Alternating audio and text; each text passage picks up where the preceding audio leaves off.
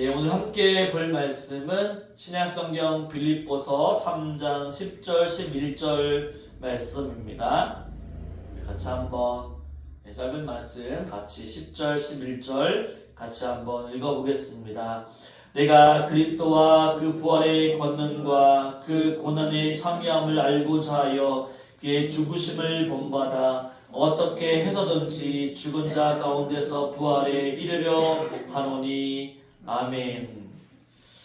여러분, 지난주는 부활주일이었습니다. 예수님이 십자가에서 죽으신 후 3일 만에 다시 부활하신, 예수님이 죽음에서 끝난 것이 아니라 이제 예수님이 3일 만에 다시 부활하셔서 하나님 보좌 우편에 계심을 우리가 지키는 부활주일이 지난주였죠. 부활주일은 믿는 자들에게는 가장 귀한 날입니다. 왜냐하면 예수님이 죽으셨다가 부활하신 사건을 통해 우리도 영원히 죽지 아니하고 하나님 나라, 우리도 부활을 예수님이 부활의 첫 열매가 되셨듯 우리도 주님이 부르시는 그날에 부활의 영광에 참여할 수 있는 존재가 되었다라고 하는 것입니다. 그래서 이 땅에 살아가는 삶이 끝이 아니라 우리에게는 영원한 천국이 있음을, 부활이 있음을 알 수 있는 거죠. 살아가는 여러분, 혹시 이런 생각을 해보신 적이 있으신가요? 예수님이 부활하신 건 알겠는데 크게 내가 그것이 나와 지금 무슨 상관이 있는가? 나는 여전히 지치고 경제적으로도 어렵고 또한 인간관계도 힘든데 예수님의 부활이 내 삶에는 별로 영향을 주지 않는 것 같다라고 생각하시는 분이 있을 것입니다. 바로 이런 질문은요, 우리의 믿음이 약하다라고 하는 표시가 아닙니다. 오히려 우리의 삶이 얼마나 현실적이고 치열한지를 보여주고 있는 것이죠. 우리는 해마다 부활주일을 지킵니다. 그날은 교회마다 특별한 예배를 드리고 부활의 상징인 부활계를 나누면서 부활의 기쁨을 나누게 됩니다. 하지만 부활주일이 우리 성도들에게는 되게 큰 의미가 있는 주일이지만 며칠 지나면 다시 현실로 돌아오게 되죠. 기쁨은 다시 사라지고 다시 반복되는 일상은 여전한 스트레스와 문제들 속에서 살아갑니다. 그러면 부활은 내 삶과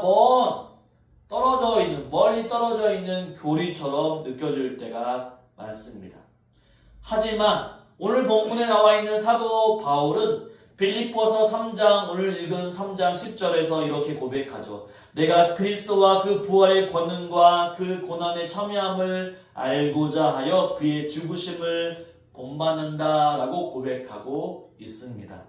바울은요, 부활을 단지 믿는 데서 멈추지 않았습니다.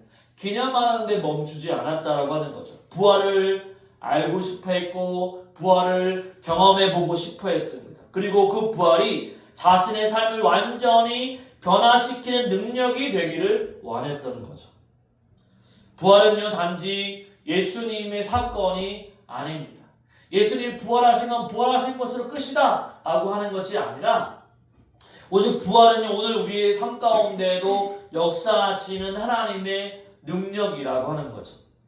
우리가 죄에 눌릴 때, 낙심에 빠질 때, 상처로 주저앉을 때 그 자리에서 우리를 일으켜 세울 수 있는 능력이 바로 부활의 능력이라고 하는 것입니다. 여러분, 성경의 인물 중에 베드로라고 하는 인물을 아시죠? 베드로. 그죠? 베드로를 떠올려 보십시오. 예수님이 십자가에서 못 박히시기 전에 예수님도 아셨죠? 베드로가 닭이 울기 전 3번 나를 부인할 것이다 라고 예수님이 분명히 알려주셨죠. 그런데 예수님의 수제자인 바로 베드로는 어떻게 했습니까? 3번씩이나 바로 예수님을 부인했던 거죠. 그 부인한 후에 바로 뜰 밖에 나가서 엉엉 울면서 회개했던 베드로의 모습을 기억을 하게 됩니다. 그 죄책감, 두려움 속에 살던 베드로가 부활하신 예수님이 베드로에게 찾아가셨죠. 그래서 그 부활하신 예수님을 만나자 베드로는 어떻게 되었습니까? 용서를 받았고 다시 한번 예수님의 제자로서 부르심을 받게 되었죠.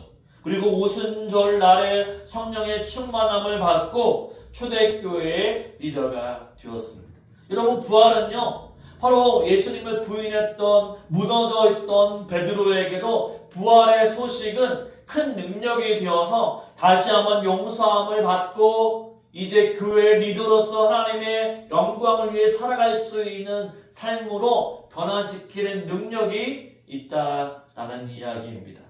사랑하는 성도 여러분, 오늘 우리는 바울의 고백을 통해 부활이 나의 삶이 되는 길을 함께 살펴보려고 합니다. 예수님의 부활이 단지 머리로만 아는 것이 아니라 오늘 내 마음과 삶을 변화시키는 실제적인 능력이 되기를 소망하기를 원합니다. 우리가 부활이 나의 삶이 되려면 첫 번째로 부활의 능력을 알고 누려야만 합니다. 부활의 능력을 알고 누려야 하죠. 우리 10절 말씀을 한번 읽어보겠습니다. 내가 그리스도와 그 부활의 권능과 그 고난의 참여함을 알고자 하여 그의 죽으심을 본받아. 여기 10절에 보면 부활의 권능과 그 고난의 참여함을 알고자 하여 본받는다라고 얘기하고 있습니다. 바울은요, 예수님을 믿고 구원받은 사람입니다. 그런 이미 그리스도를 만나고 복음을 위해 모든 것을 예수님을 위해 버린 사람이었죠. 그럼에도 불구하고 그는 이렇게 얘기합니다. 내가 그리스도와 그 부활의 권능을 더욱더 알고자 원한다라고 고백하고 있습니다. 바울의 말은 이렇게 들리죠.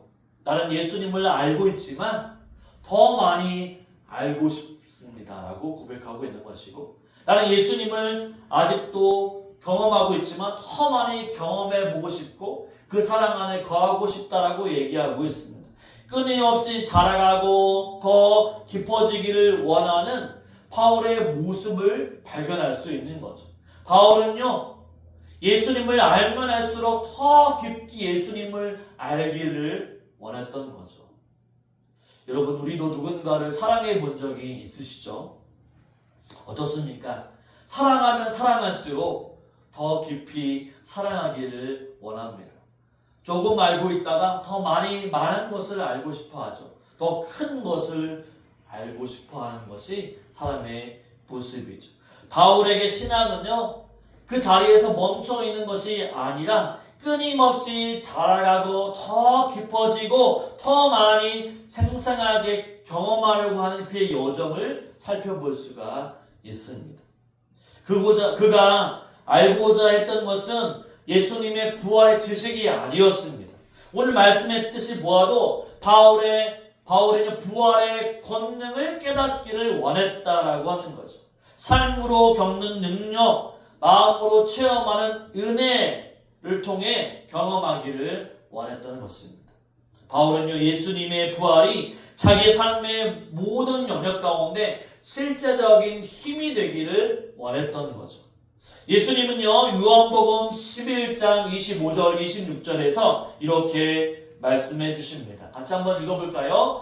예수께서 이르시되 나는 부활이요 생명이니 나를 믿는 자는 죽어도 살겠고 무릇 살아서 나를 믿는 자는 영원히 죽지 아니하리니 이것을 네가 믿느냐. 이 말씀은요, 어떻습니까? 마르다와 마리아의 오빠인 나사로가 죽어버렸습니다. 그리고 돌무덤가에 묻혀져 있었죠. 이 소식을 듣고 나사로를 사랑한 예수님이 달려오자 마르다와 마리아에게 이렇게 얘기하고 있는 것이죠. 바로 내가 부활이고 생명이다. 이것을 네가 믿느냐? 라고 얘기했을 때 이 마르다와 마리아는 그냥 믿습니다 라고만 머릿속으로만 얘기하고 또한 나중에 부활할 것을 믿습니다 라고만 얘기했던 거죠. 그들은 예수님의 능력을 알고 있었습니다. 하지만 오빠 나사로가 죽고 나서 그들의 실망과 아픔 속에 있었죠. 그들은 부활을 먼 미래에 있을 일로만 생각했던 거죠. 당장 부활이 일어나고 나사로가 살아날 것을 믿지 못했고 나중에 예수님이 천국에 있을 때 나사로가 살아날 것이다라고만 하는 그런 생각을 가지고 있었던 거죠. 오늘 또 우리도 마찬가지입니다. 예수님의 부활을요, 이제 내가 영원한 천국에 가면 누리게 될 것이라고만 생각한다라고 하는 거죠. 어떻습니까? 그런데 지금 부활은 여전히 부활의 능력은 우리가 믿고 있는 지금도 예수님이 내 안에 거함으로써 지금도 능력이 나타난다라고 하는 거죠. 그때 예수님은 말씀해 주셨습니다. 나사로가 무덤 가운데 있을 때 마르다와 마리아에게 내가 부활이요 생명이다 라고 말씀해 주셨습니다. 그리고 그 자리에서 나사로를 살려내셨죠. 바로 부활은 먼 이야기가 아니라 지금 내게 필요한 능력이라고 하는 것을 보여주고 계시는 것입니다. 또한 우리가 베드로를 한번 떠올려 보십시오. 이미 얘기했지만 그는 예수님의 수저자였습니다. 결정적인 순간에 예수님을 3번씩이나 부인한다라고 모른다라고 부인했죠. 그의 인생은 실패했고 무너졌고 자기 자신을 포기한 사람이었습니다. 하지만 부활하신 예수님께서 그를 찾아와서 3번이나 말씀했죠. 정말로 시몬아 네가 나를 사랑하느냐라고 얘기했을 때 베드로는 주님 내가 주님을 사랑하는 줄 아시나이다 라고 고백했습니다. 3번씩이나 물어봤을 때 바로 베드로는 예수님을 3번씩이나 부인했던 것을 기억했을 것입니다. 바로 예수님이 자신을 사랑하느냐 물어봤을 때 마음속에 끌어왔던 그런 아픔들을 되뇌이면서 고백했을 것입니다. 그때 어떻습니까? 바로 예수님의 사랑을 깨닫고 베드로는 완전히 달라졌습니다. 비겁한 제자에서 담대한 사도로 바뀌게 되었던 것입니다. 이것이 바로 부활의 권능이죠. 넘어진 자를 다시 세우시고 부끄러움을 소망으로 바꾸시는 능력입니다. 사랑하는 성도 여러분, 우리도 바울처럼 부활의 능력을 경험해야만 합니다. 지금도 우리가 해결하지 못한 문제들, 지금도 넘어져 있는 문제들, 힘들어하는 문제들, 바로 부활하신 예수님이 능력이 계시기 때문에 그 능력을 믿고 간구하며 나아갈 때 지금 우리의 문제들도 해결해 주신다라고 하는 거죠. 마음의 근심의 문제들, 지금 해결되지 않는 문제들 예수님께 맡기며 나아가면 멀리 예수님께서 내가 천국에 있을 때 그 문제를 해결해 주시는 분이 아니라 지금도 여전히 내 문제를 해결해 줄 수 있는 분임을 오늘도 바울은 얘기하고 있는 것입니다. 예수님의 부활은 단지 부활절에만 한번 기념하고 마는 것이 아닙니다. 오늘 내 삶을 새롭게 하고 지금 나를 붙들고 다시 걷게 하는 능력이 바로 부활의 능력입니다. 오늘 부활의 능력을 의지하면서 다시 시작해 보시길 바랍니다. 포기하지 마십시오. 믿음으로 한 걸음 나아가십시오. 바로 부활의 주님이 지금 여러분과 함께 걸어가고 있음을 기억하시기를 바랍니다. 두 번째로 부활이 나의 삶이 되려면 고난 가운데에도 예수님을 닮아야만 합니다. 바울은요, 부활의 능력을 알고 싶다고 말하면서 곧바로 이렇게 고백하고 있습니다. 10절의 말씀을 한번 읽어볼까요? 10절 말씀 같이 있습니다. 내가 그리스도와 그 부활의 권능과 그 고난의 참여함을 알고자 하여 그의 죽으심을 본받아. 아멘. 이 말씀은 참으로 놀라운 말씀이죠. 보통 우리는요, 고난이라고 말하게 되면 어떻습니까? 고난을 피하고 싶어 합니다. 믿음 생활을 하면 형통하고 평안할 것이라고 기대합니다. 하지만 바울은요, 고난에 더욱더 참여하고 싶다라고 말씀하고 있습니다. 그리고 예수님의 죽으심을 본받고 싶다라고 말하고 있습니다. 왜 그랬을까요? 바로 바울은요, 고난이 고난으로 끝나지 않는다라고 하는 것을 알고 있었기 때문이죠. 바로 그 고난은 예수님을 더 깊이 알아갈 수 있는 길이고 예수님을 닮아가는 통로라고 하는 것을 믿었기 때문입니다. 그래서 어떠한 고난이 와도 고난을 피하지 않고 그 안에 담긴 하나님의 뜻을 구했다라고 하는 거죠. 예수님의 십자가는 인류에게 가장 큰 고난이었습니다. 하지만 그 십자가가 있었기 때문에 예수님에게는 부활의 영광이 있었던 거죠. 십자가 없는 부활은 없습니다. 바로 죽음이 있어야만 다시 살아날 수 있는 기적이 생기게 되는 것이죠.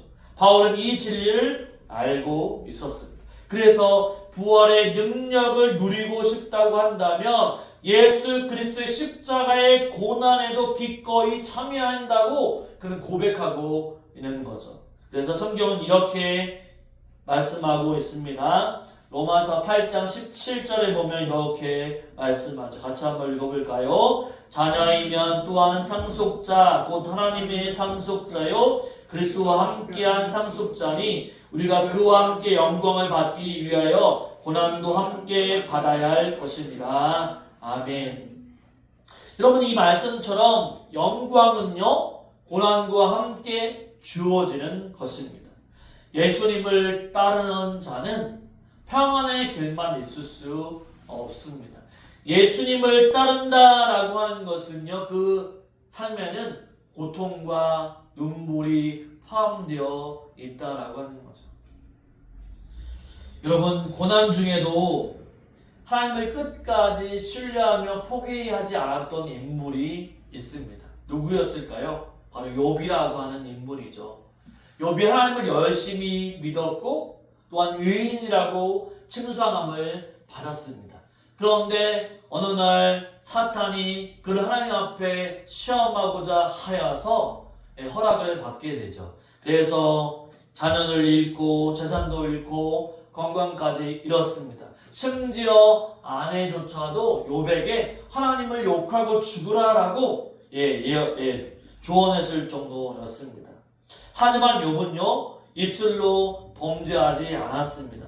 그런 고난 중에도 믿음으로 이런 고백을 했습니다. 욥기 19장 25절에는 이렇게 얘기하고 있습니다. 같이 한번 읽어볼까요? 내가 알기에는 나의 대적자가 살아계시니 마침내 그가 땅 위에 서실 것이라. 아멘. 바로 욥은요 하나님이 살아계심을 알고 분명히 나를 일으켜 세워주실 것이다 라고 하는 것을 분명히 알았고 믿음으로 고백했습니다. 하나님은요 이 욥의 믿음을 기쁘게 여기셨고 그의 삶을 이전보다 더 크게 회복하셨다라고 하는 거죠. 여러분, 우리 삶 가운데에도요 여전히 고난이 있습니다. 믿음으로 살아도 우리에게는 암과 같은 질병이 생길 수가 있습니다. 기도해도 바로 응답되지도 않고 또한 응답이 더디어질 수도 있습니다. 예배를 열심히 드려도 우리 삶 가운데에는 바로 삶이 힘들 수가 있습니다.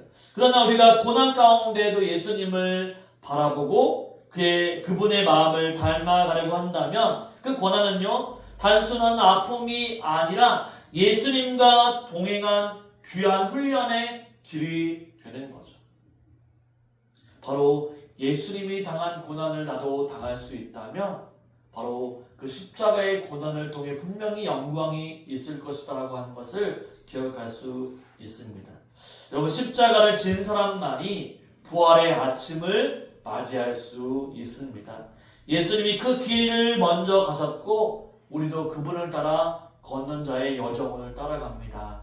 그러므로 여러분, 우리가 주님을 따라가면서 고난이 있을 수 있습니다. 역경이 있을 수 있습니다. 힘든 삶이 있을 수 있습니다. 그러나 그 고난 가운데 그 고난을 기뻐하며 나아갈 때 우리는 부활의 영광에 동참할 수 있음을 기억하고 바로 예수님의 십자가의 고난을 늘 넉넉히 따라가며 나아갈 수 있는 저와 여러분의 삶이 되시기를 주님의 이름으로 축원을 드립니다. 아멘. 셋째로는요, 부활이 나의 삶이 되려면 마지막 부활을, 우리의 부활을 바라보면서 달려나가야 합니다. 바울은요 마지막으로 이렇게 고백하죠. 11절을 말씀 한번 보도록 하겠습니다. 같이 있습니다. 어떻게 해서든지 죽은 자 가운데서 부활에 이르려 하노니. 아멘. 죽은 자 가운데서 부활에 이르려고 한다라고 바울은 고백합니다. 이 말은요 단순한 희망이 아닙니다. 이것은요 바울의 인생의 전체를 끌고 가는 목표요 신앙의 종착역의 뜨거운 열망이라고 할 수 있습니다. 바울은요 어떻게 해서든지라고 하는 표현을 통해서 내가 하나님의 부르심 가운데 영원한 천국을 바라보며 살겠노라고 말하고 있는 거죠. 우리는 무엇을 바라보며 살아가고 있습니까? 이 땅에 예수님이 나에게 축복을 주시면 내가 복을 받고 더 많은 물질을 누리고 내가 더욱더 건강하게 살아가는 것이 인생의 목표가 아니라고 하는 거죠. 주님은 우리에게 말씀해 주시는 것은 무엇이냐? 우리가 무엇을 위해 살 것인가? 누구를 위해 살 것인가? 라고 하는 것.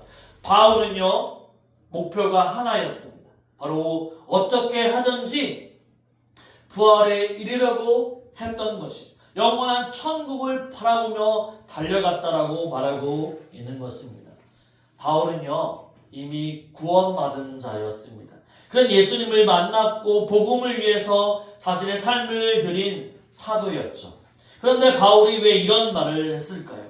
그것은 그가 천국을 향해서 영원한 부활을 향해서 끝까지 달려나가는 마음이 있었기 때문이죠. 그의 본 목적은 바로 예수님이 기다리시는 그 천국 부활을 향해 나아가는 것이라고 바울은 고백하고 있는 것입니다. 이 땅에 잘 살고 잘 먹는 것 그것에 있지 아니하고 하나님이 계시는 영원하신 곳 모든 것이 완성될 완벽한 나라 그 나라를 바라보며 목표로 살아가는 바울의 모습을 볼 수가 있습니다. 바울은 이 소망을 붙들고 살았죠. 그래서 빌립보서 3장 14절에서 이렇게 바울은 고백하고 있습니다. 같이 한번 빌립보서 3장 14절의 말씀을 한번 읽어볼까요? 같이 있습니다. 표대를 향하여 그리스도 예수 안에서 하나님이 위에서 부르신 부름의 상을 위하여 달려가노라. 아멘. 그런 날마다 영원한 상, 마지막 부활의 영광을 바라보며 살아갔던 거죠. 우리는 무엇을 바라보며 살아가야 할까요? 이 땅에 좋은 것, 예수님을 믿으니까 하나님께서 좋은 것을 주시겠지 그것을 바라보며 살아가는 것이 아니라 이 땅에는 우리가 바라볼 것이 아니라 영원한 천국과 만족될 그 영원한 나라, 완성될 그 나라를 바라보며 나아가야 한다고 얘기하고 있습니다. 이 땅은요 최종 목적지가 아니라고 하는 거죠. 우리가 나아갈 곳이 있다고 한다면 그것은 어디인가? 바로 천국 하나님의 나라라고 하는 것입니다.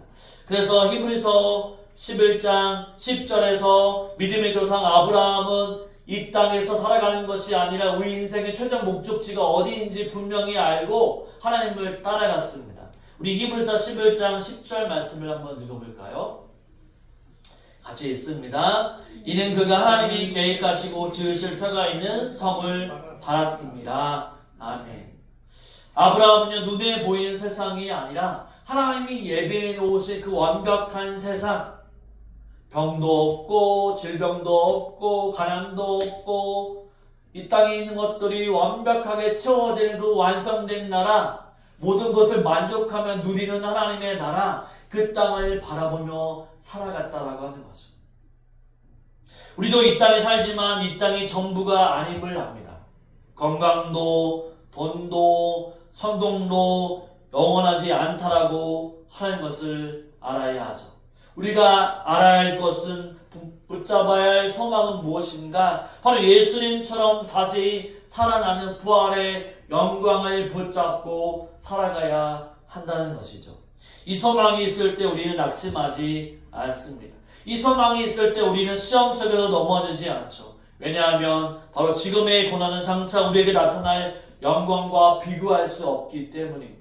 지금 금주려도 하나님 나라에 가면 하나님 완벽하게 채워주실 것을 우리는 알기 때문에 지금 부족하고 연약해도 하나님 나라를 바라보며 그 고난 가운데에도 지금 고난 가운데도 여전히 우리가 참아내고 또 즐거워할 수 있는 것입니다.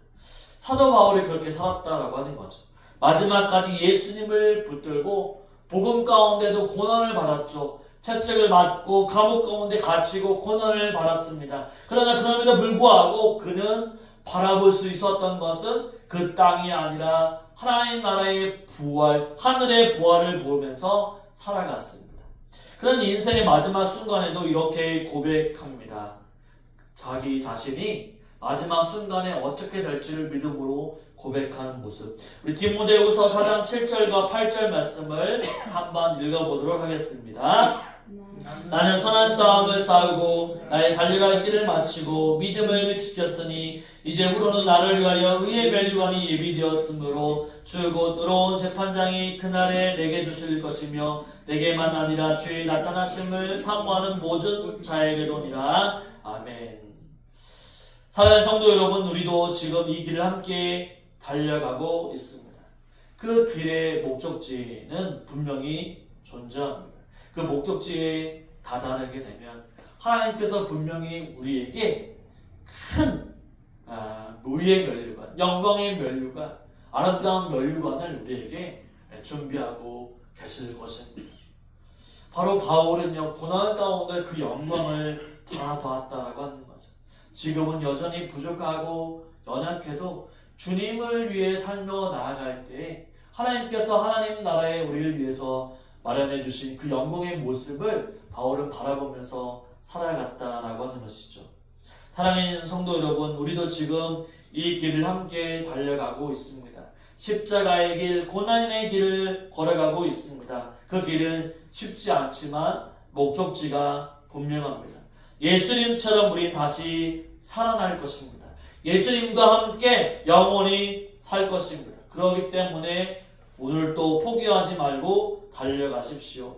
마지막 부활을 바라보면서 믿음으로 끝까지 포기하지 않고 살아내시기를 바랍니다. 어떤 고난이 와도 신앙을 포기하지 말고 다시 새롭게 일어날 수 있는 저와 여러분의 삶이 되시기를 주님의 이름으로 축원을 드립니다. 부활은요, 부활 주일로 끝나는 것이 아니라 지금도 내 안에서 예수님이 나와 함께 살아계심을 믿는 거죠. 그 능력을 알고 누리는 것입니다. 고난과 함께 예수님을 본받는 거죠. 마지막 부활을 소망하며 달려나가는 것이죠. 이제는 부활을 기념하는 성도가 아니라 부활을 살아내는 성도로 나아갈 수 있는 저와 여러분의 삶이 되시기를 주님의 이름으로 축원을 드립니다. 아멘.